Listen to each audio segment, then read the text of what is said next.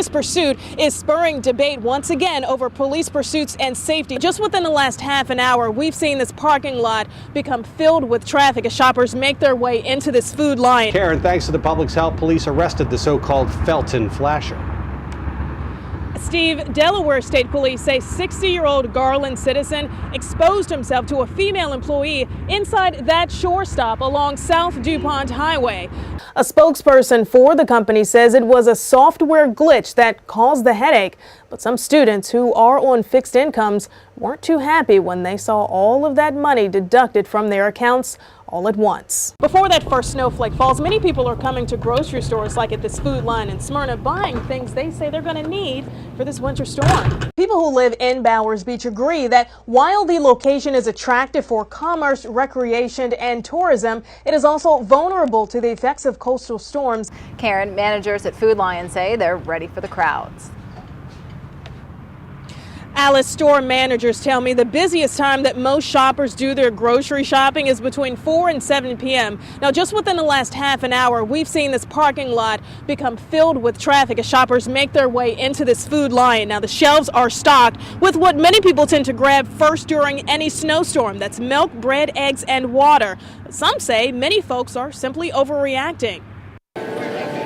Grocery carts are filling up inside this Food Lion in Smyrna.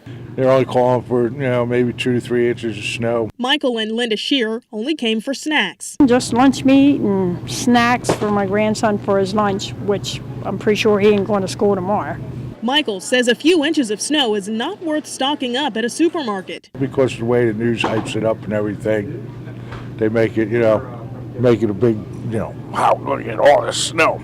Not everyone agrees with Shearer, and store manager Wade Williams says he's ready for a crowd. Stocking milk, salt, bread, and more. If we think there's going to be extra product needed, it should be here. It shouldn't be a problem. We have extra associates coming in to help to handle that influx in business. Before that first snowflake falls, many people are coming to grocery stores like at this Food Lion in Smyrna, buying things they say they're going to need for this winter storm. Today just happens to be Grace Ennis's normal shopping day. I figured it would be chaotic in here today, everybody after milk and bread. So why do people flock to supermarkets for milk and bread? I don't know.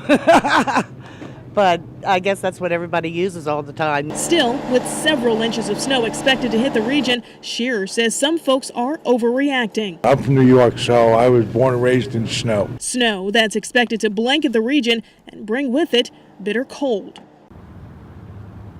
The temperatures are expected to get downright severe. I'm talking bitter cold. Now, up to about 6 inches of snow could fall in northern Delaware. Here in Dover, we're expected to get about 4 inches of snow. Reporting live tonight in Kent County, Karen Campbell, WBOC News at 5 on Fox 21. And it is just starting to snow, as we saw there in Dover. Karen, thank you. Karen spoke with police and locals on how the chase was handled. Karen? Steve, that pursuit ended right here near Milford, right along Route 1 where I'm standing, but not after a 70-mile cat and mouse game with police. Now, this pursuit is spurring debate once again over police pursuits and safety. Some say police might have been too excessive in that pursuit. Now, others say officers did what they had to do. It was like a scene from a Hollywood movie. A high-speed chase through eastern Sussex County. Here's video sent to us from a news watcher. It shows Vasquez crossing an intersection and driving in the wrong direction in Dewey Beach. All in all, police officers chased him for almost 2 hours through multiple towns. And that has some people questioning whether police should have hit the brakes and stopped the pursuit. They could have killed people by chasing him. Like you say, they had the helicopter up there. They had his license plate. Let him go. Get home and then go get him. Others say he had to be caught. I would think that, they did the best to their abilities and did what they thought was best. Lieutenant Edward Huey with the Milford Police Department says there are protocols officers must follow during pursuits.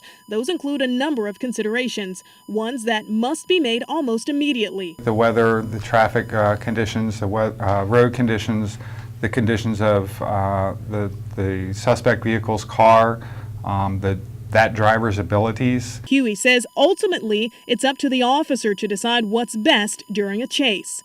The goal is to catch the vehicle, like what happened here, but to make sure no one gets hurt along the way. And Huey says most of the police departments in Delaware follow a model policy. That policy was adopted by the Delaware Police Chiefs Foundation. Reporting live tonight in Sussex County, Karen Campbell, WBOC News, Milford. This has been my life. Working here, hanging out with Dad. That's Brett Warren. He's the owner of Warren Furniture in downtown Milford. Got a phone call, said your building's on fire from a friend. These are the images of that fire that ripped through Warren Furniture around 9 o'clock Tuesday night. Chief Deputy State Fire Marshal Scott Bullock says the fire was accidental, but that it will take days to determine the actual cause. It was a very difficult fire for the firefighters, and they did an outstanding job controlling the blaze and keeping it just confined to the Warren Furniture building. Warren Furniture has been a staple in this community. Now its more than 80-year history may have just come to an end. It's like a monument. It's been here forever. You can never replace it. Been coming to work for 37 years and 8 o'clock. What do you do now? Something his family never had to do.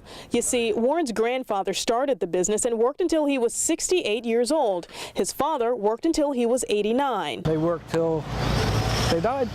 I was planning on the same game plan. Warren says his spirits remain high. Hope we'll be back.